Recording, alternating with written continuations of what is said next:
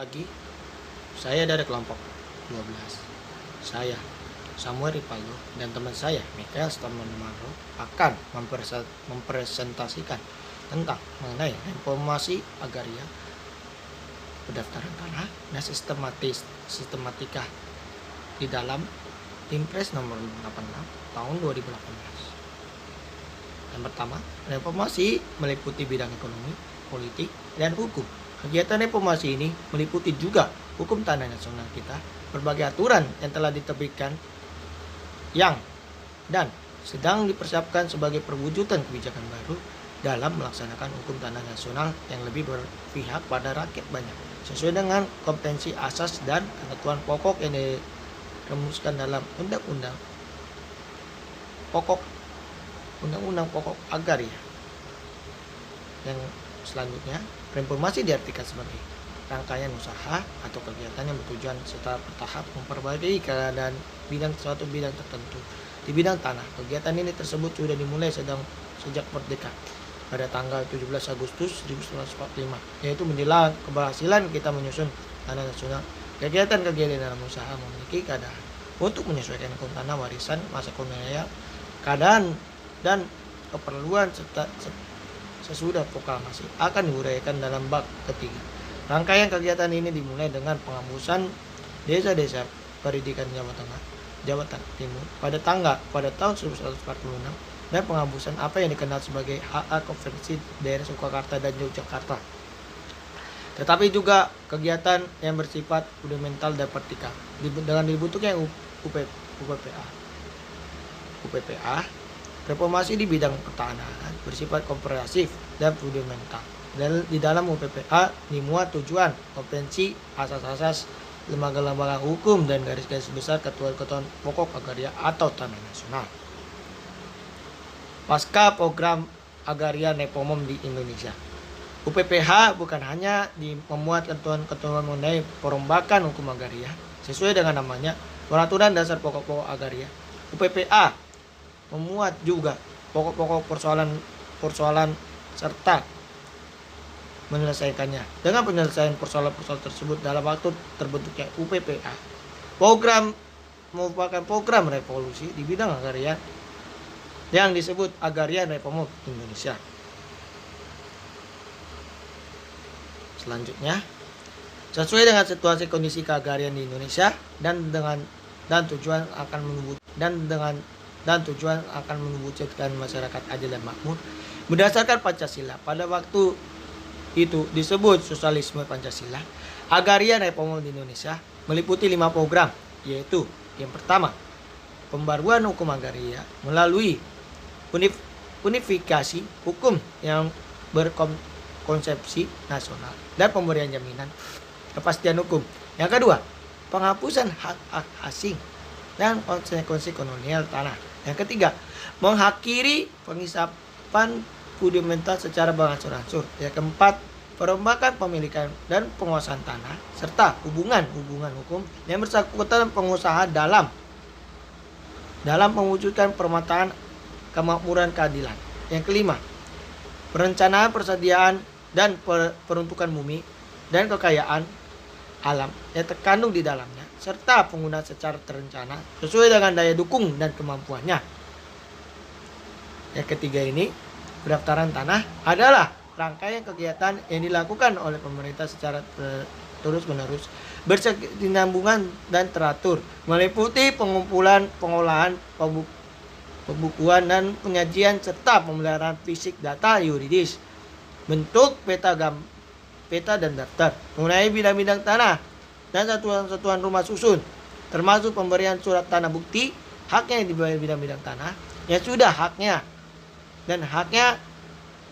haknya dan hak miliknya atas satuan rumah susun serta hak-hak yang memenanginya. Selanjutnya akan dijelaskan dengan Michael Stamanmaro. Sekian dari saya, terima kasih. Halo, saya Michael Stamanmaro. Saya akan melanjutkan sebuah presentasi yang disampaikan oleh teman saya, Samuel Ripaldo. Saya akan membacakannya. sesuai dengan situasi dan kondisi keagrarian di Indonesia, dan tujuan akan mewujudkan masyarakat adil dan makmur berdasarkan Pancasila. Pada waktu itu disebut sosialisme Pancasila. Agraria reform di Indonesia meliputi 5 program atau panca program, yaitu yang pertama ada pembaruan hukum agraria melalui notifikasi hukum yang berkonsepsi nasional dan pemberian jaminan kepastian hukum. Yang kedua, penghapusan hak-hak asing dan konsesi kolonial atas tanah.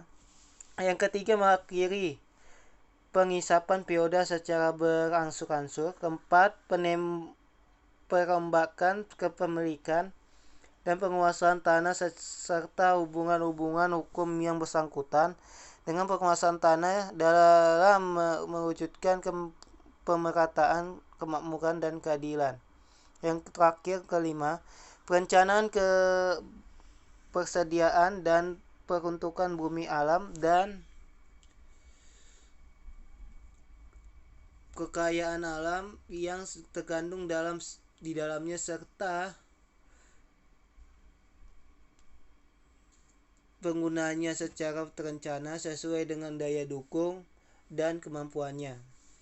Dalam Undang-Undang Nomor 24 Tahun 1992 tentang Penataan Ruang LN 1992 garis 115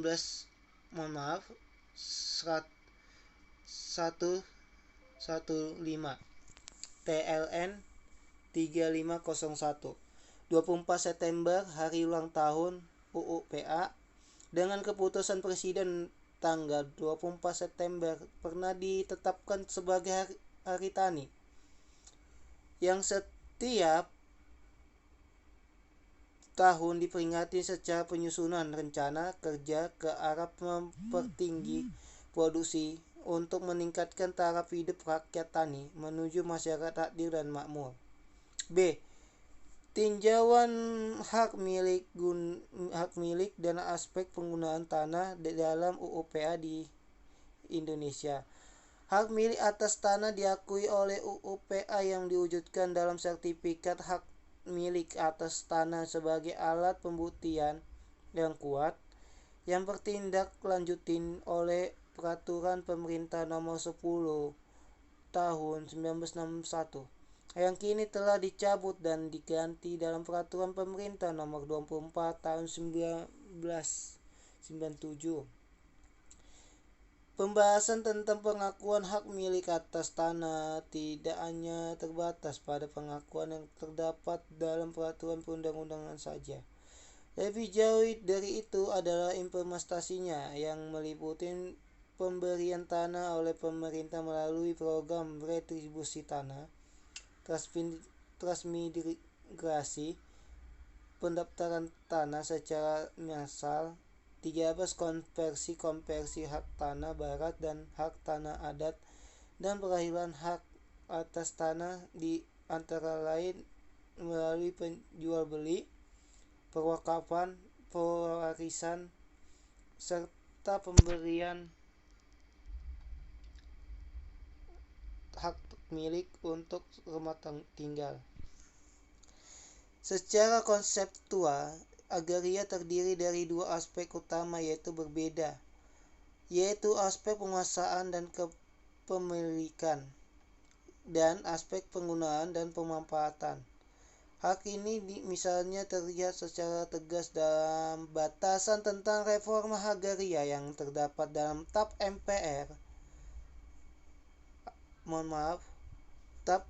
MRP nomor 9 tahun 2001 pasal 2 yang menyebutkan bahwa pembaruan agraria mencakup satu proses yang berkesinambungan berkenaan dengan penataan kembali penguasaan, pemilikan, penggunaan, dan pemanfaatan sumber daya agraria. Aspek penguasaan dan pemilikan jelas berbeda dengan aspek penggunaan dan pemanfaatan. Karena yang pertama berkenaan dengan bagaimana relasi hukum manusia dengan tanah, sedangkan yang kedua berkenaan dengan bagaimana tanah digunakan dan dimanfaatkan sebagai sumber daya ekonomi. UU PA nomor 5 tahun 1960 dan amandemennya yang sudah sejak tahun 2003 yang telah dimasukkan oleh Badan Pertanahan Nasional atau BPN menempatkan aspek penguasaan jauh lebih penting daripada aspek penggunaan.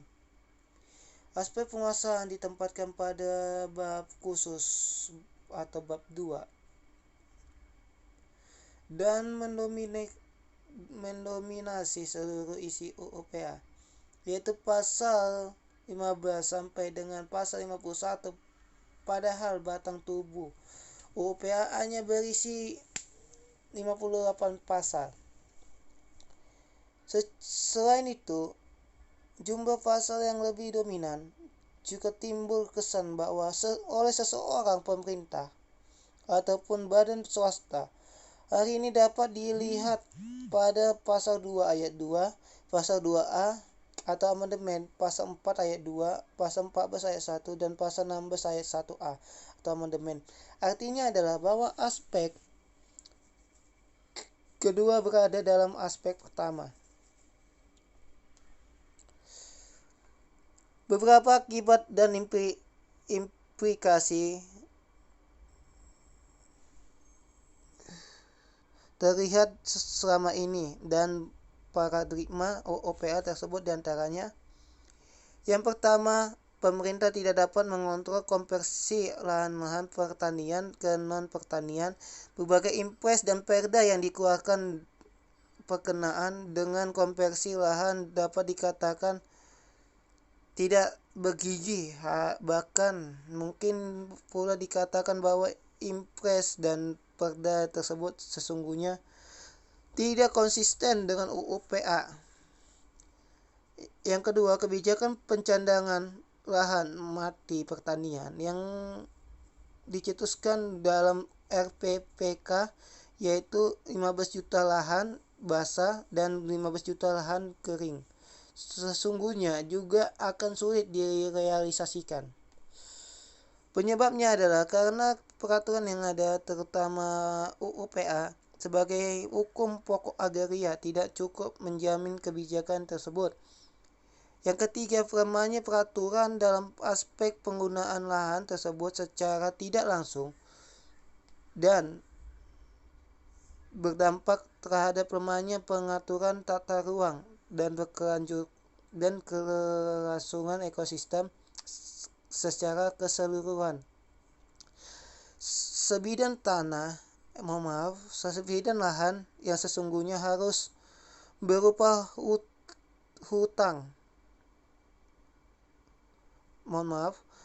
hutan dapat saja diolah menjadi lahan pertanian intensif karena pihak-pihak yang menguasainya dijamin secara hukum.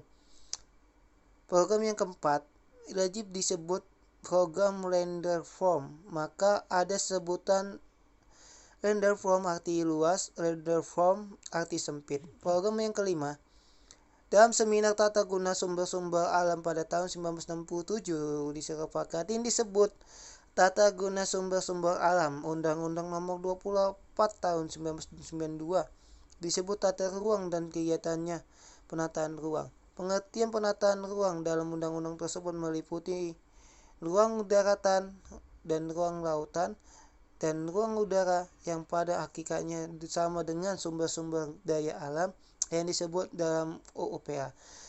Reforma agraria bahwa tanah dalam wilayah negara Republik Kesatuan Indonesia sebagai karunia Tuhan Yang Maha Esa bagi seluruh bangsa Indonesia pada tingkatan tertinggi dikuasai oleh negara dipergunakan untuk sebenar-benarnya kemakmuran rakyat. Demikian presentasi yang saya bacakan yang berkelanjutan dari teman saya Samuel Rivaldo. Semoga presentasi ini yang kami presentasikan semoga bermanfaat. Saya Michael Steve Penaro mengucapkan terima kasih.